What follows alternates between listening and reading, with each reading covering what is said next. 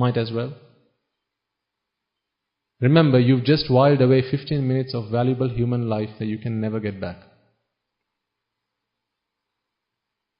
Am I saying don't watch TV? That's not what I'm saying. Am I saying don't spend time with your children? That's not what I'm saying. I'm not saying any of that. What I'm saying is be very careful, be very intelligent, be very thrifty with your human life. Be very wise about how you spend it. Because if you make the wrong investment, you're going to suffer. Make the right investment and you're going to get payback.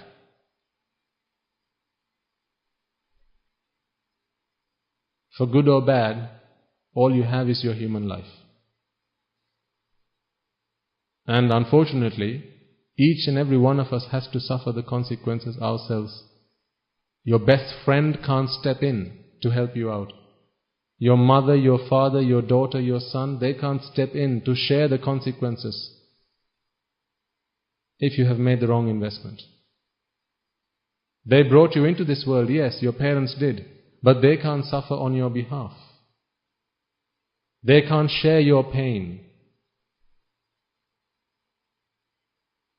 You have to do it yourself. So be thrifty. Be very careful about how you spend your time. Many million times more than how you spend your money. Money can be earned if you misspend it. But what about time? Can you buy it back? No. This is why sometimes say, right, a person spends 10 years working at the same organization. 10 long years they labor at the same organization in the hope of achieving pleasure and happiness. 10 years later they realize that job never really made me happy. Now I challenge you. You might have earned a lot of money by working in that job. Maybe you made $1 million by working there. But one day you realize happiness is not in earning millions. Now, how can you go back to your employer and say, here's the $1 million that I earned while I was working at your company. Can I have back my 10 years, please? Can you do that? No. Because this is a one-way transaction, no return, no refunds. Sold as seen on TV. That's it. You can't give your money back and ask back for time. So this moment, right, this very moment that you're spending, can you get this back? This moment? This second? Can you get it back? No. So should you not be careful how you spend this moment? See, it's past. Now you can't get it back. And that moment, that's also gone. And you can't get that back. It's like water dripping from a tap.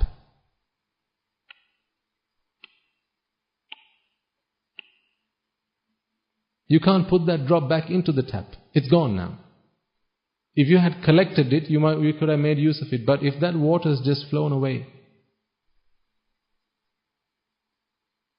you can't get it back. Much the same like your life. Every second that's ticking by is time that's never going to come back. So this very moment, you have to choose wisely what you do with it.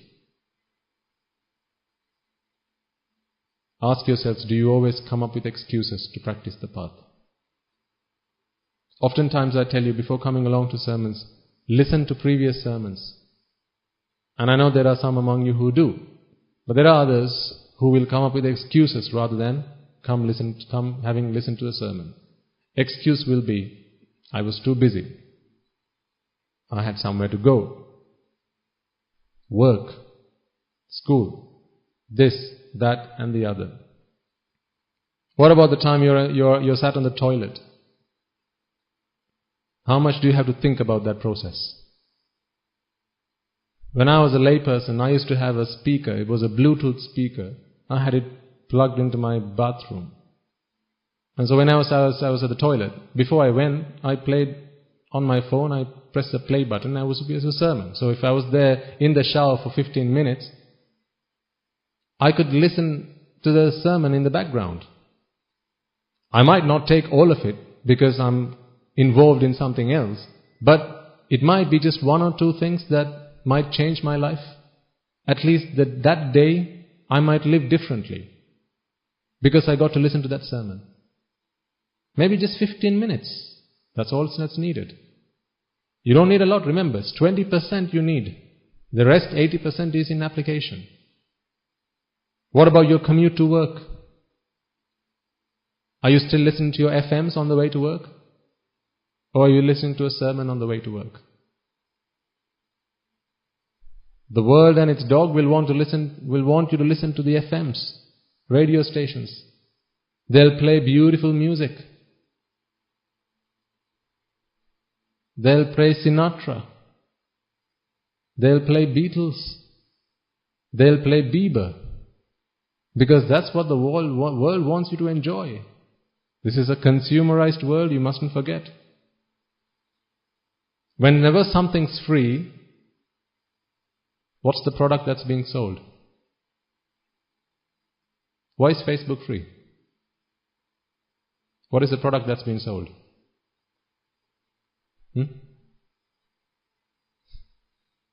You, the user. There is no such thing as a free lunch in this world. You should know that. If you're using something and it's given to you for free, then the product that's being sold is not the product that you're using. You are the product that's being sold. Advertising? Right? So you're listening to a radio station. Free, right? Do you have to pay to listen to a radio station? Now in this country, in other countries you do have to get a radio license, but in Sri Lanka you can listen to radio for free. I think that is how it still is. Correct me if I'm wrong. So if you're listening to a radio station and it's free, what's the product that's being sold? If you're watching a TV channel and it's free to watch it, what is the product that's being sold? It's not the channel. It's you. You are being sold. To all the advertisers who are playing their adverts, who are making their money out of showing you these adverts, who are making their money out of getting you to listen to these adverts. So really, the consumer there is not you. You're not the consumer. The advertising companies, they're the consumers on whose behalf these media stations, these media channels have been made available. You are simply the product. Have you never considered that?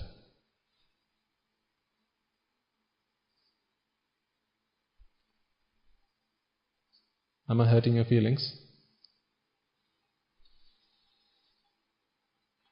Why is Facebook free? Seriously, think about it. Does it not cost them money to come up with these, maintain these platforms, develop the technology for that? Right? Every other day there's a new update, right? So someone's working busily to produce these things and give them out to the world, and it's free. So if it's free, then how are they making their money? They're making their money through advertising. So that platform has been built for whom? For the advertisers.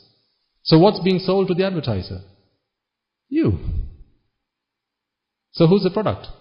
You're the product.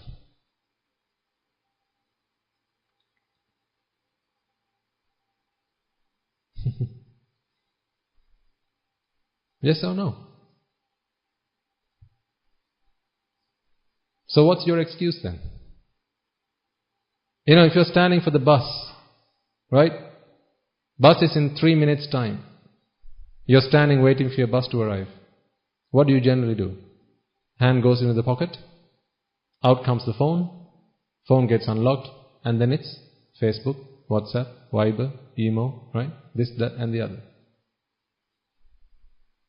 Why not 5 minutes of listening to a sermon? That 5 minutes might transform your life. That 5 minutes might fill some gap in your understanding that is required to attain Nibbana. 5 minutes. That's all that may be needed. But no, you choose to go on Facebook. I have nothing against Facebook, by the way. I don't want Mr. Zuckerberg knocking on my door tomorrow. I have nothing against Facebook. All I'm saying is, how do you choose to use and spend your time?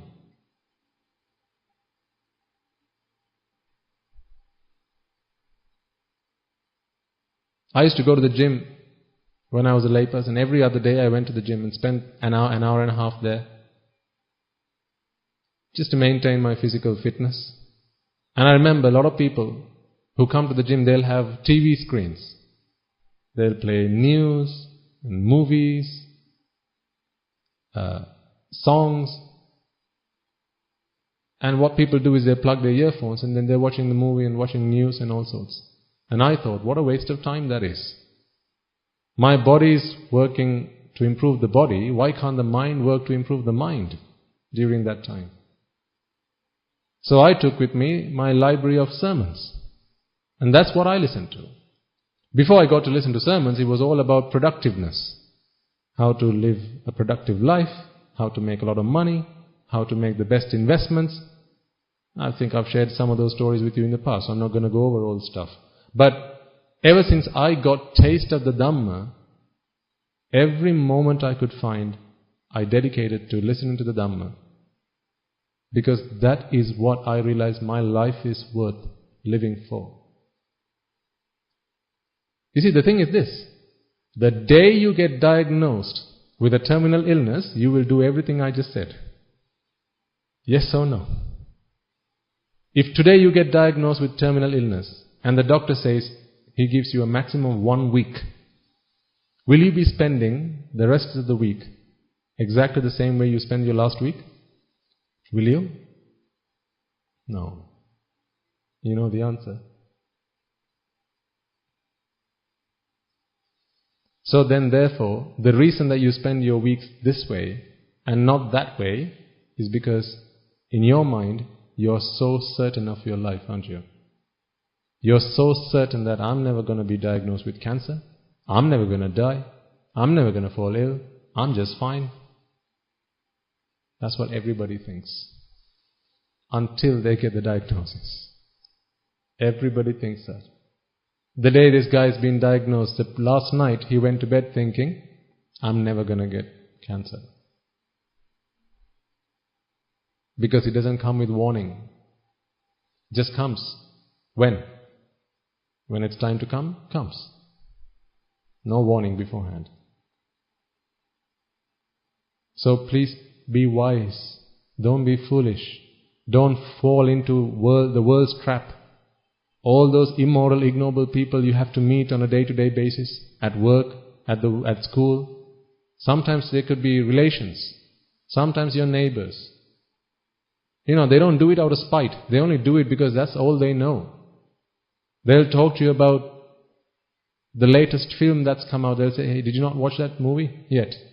Let's go out this weekend, let's go and watch a movie. I'm not saying don't do it. But what I'm saying is, what they'll only try and do is pull you towards indulging yourself in sensuality. Sensuality that can be experienced through eyes, ears, nose, tongue and body. This is what your friends, your relations, your parents will entertain if they don't understand the value of the Dhamma. Be wiser. Be the better man. Be the better woman. Don't fall into that trap. Because when it's time to suffer, they're not going to suffer on your behalf. Okay. I'm going to move on to talk to you about something which I think is really important to understand in terms of the Dhamma and how you can apply yourself.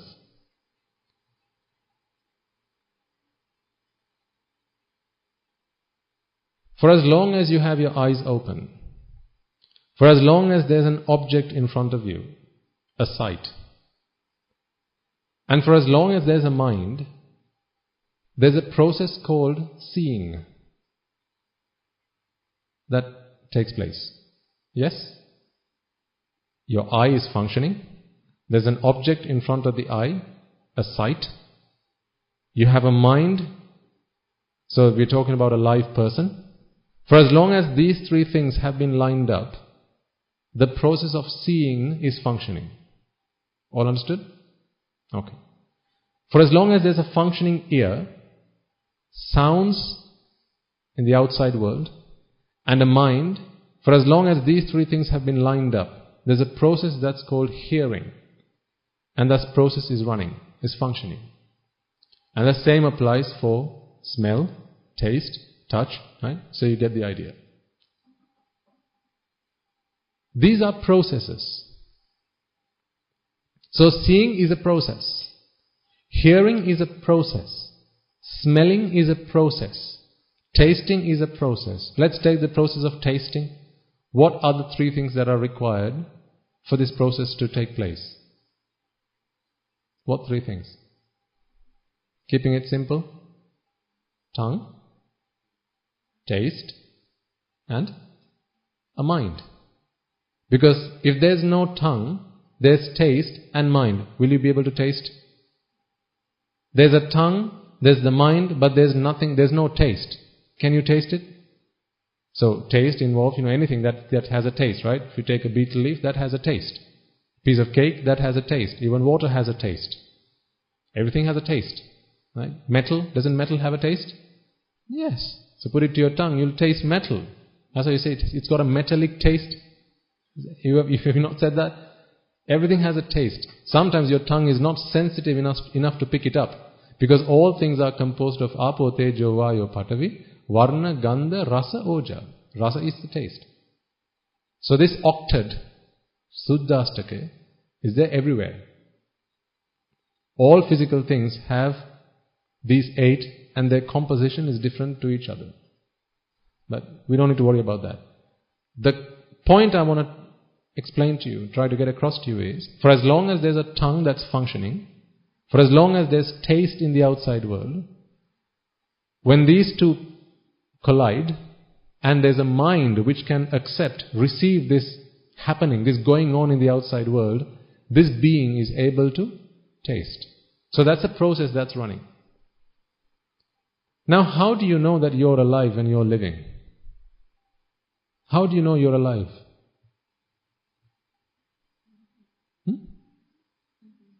Beg your pardon, madam? Sorry, I didn't hear you. Breathing. Absolutely. Breathing. What is breathing? How do you know you're breathing? There's the body. There's touch, sensation. These two meet, collide. And in the mind, you're able to sense it. Because how do you know you're breathing? Your lungs are expanding and collapsing, expanding and collapsing. You can feel the air rushing through your nostrils and touching the insides of your nose, right? All of these are leaving sensations. Your nerve endings are being stimulated, and those stimulations taken through your brain give your body a stimulus. So again, it's sparsha, pottabha, and kaya. The body collide, and the mind is able to receive this. And in the mind you have rupa, vedana, sanya, sankara, vijnana. This is all that ever arose. This is all that arises, and this is all that ever will arise in the mind. These 5. So again, when I ask you, how do you know you're alive? Breathing. One could say, I can feel my heart beating. Is it not the same thing? Again, it's body, touch, and a mind that's able to perceive this. How else do you know you're living? Well, you can see, right? You can see things. You can hear things. You can smell and you can taste. What if you couldn't see, you couldn't smell, you couldn't taste, you couldn't touch, you couldn't do any of these things? And I ask you, are you alive? Well, you've still got the mind. Thoughts come into the mind. Manancha paticca dhammecha. Remember? Dhamma come into the mind. And in the mind itself, rupa, vedana, sanya, sankara, vijnana arise and pass away. So that is also a process. So thinking is a process. Much the same as seeing, hearing, smelling, tasting, touching. All of these are processes. So tell me, how many processes are running in your system? 6, absolutely. There are 6 processes. Well, I've only got 5 fingers. You can add the other one. There are 6 processes that are continuously going on. At any given time, though, the mind can only accept one process, accept inputs from one process. So at any given at any given moment, the mind is either seeing something, hearing something, tasting something, smelling something, feeling something, or thinking about something. None of these two processes run at the same time. While the mind is hearing something, it may be that your eyes are open and there's an object in front of you, but the mind is not able to perceive it. Because every thought can only accept, or every chitta can only accept one thought object. Not two, only one. So when the mind is seeing, it's not listening. Although we think we are multitasking. We never multitasked. Never did, never are, never will be. Multitasking is not something we are capable of. Because only one chitta can arise at any given time, and that chitta has to pass away before the next one arises, and every chitta can only take one mental object, one arammana. And that arammana can either be a rupa, shabda, gandha, rasa, sparsha, or dhamma. All with me so far? So there are 6 processes that are running. So when I ask you, how do you know you're alive? Your response has to be, one of these 6 processes are continuously running. Yes? If all these 6 processes come to an end, are you alive? No. You're dead. That's a dead person. If all these 6 processes come to an end, that's a dead person. Now, here's what I want us to think about, what I want us to consider. Let's take one of these processes, seeing. So, there's the eye, there's a sight. So when I say sight, I'm talking about a rupa, okay? An object which has a sight, so which has color. Basically, that's all you can perceive through your eyes.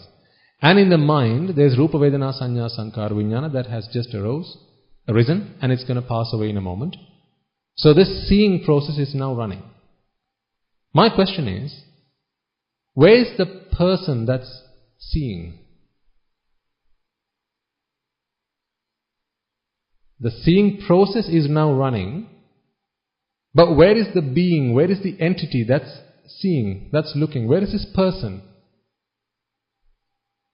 Where is it? The person that's seeing? Remember, there are 3 things that has to come together for seeing to function. First, there has to be a sight. Then there has to be the eye, and there has to be a mind. In the mind, rupa, vedana, sanya, sankara, vijnana arise. Rupa, vedana, sanya, sankara, vijnana pass away. If you consider the sight, that's apo, tejo, vayu, patavi. If you consider the eye, that's also apo, tejo, vayu, patavi. So my question is, where is the I? Not this I with a capital I. Where's the I? Where's the me in this process? Where is it? Well, in the mind it's just rupa, vedana, sanya, sankara, vijnana. Where's the me?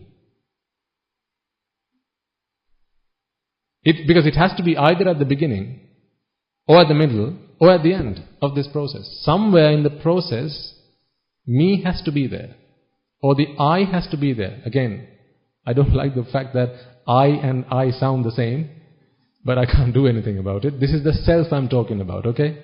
Me. So when someone says, I can see.